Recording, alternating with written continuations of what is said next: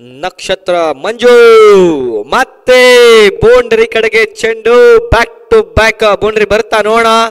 ಇಲ್ಲ, ಅದ್ಭುತವಾದಂಥ fielding ಮಾಡಿರೋದ್ರಲ್ಲಿ vision ಇಂಡಿಯನ್ಸ್ನ ಆಟಗಾರ ನಂಬರ್ 18, ಜರ್ಸಿ ನಂಬರ್ 18. ಕೇವಲ ಒಂದು ಓಟ, ಬಹುಶಃ 2 ಓಟ ತಗೋಬೋದಾಗಿತ್ತು.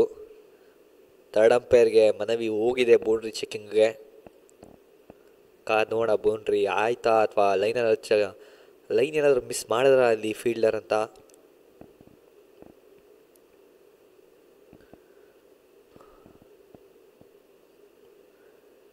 ಸೇಫ್ ಆಗಿದೆ ಇಲ್ಲಿ.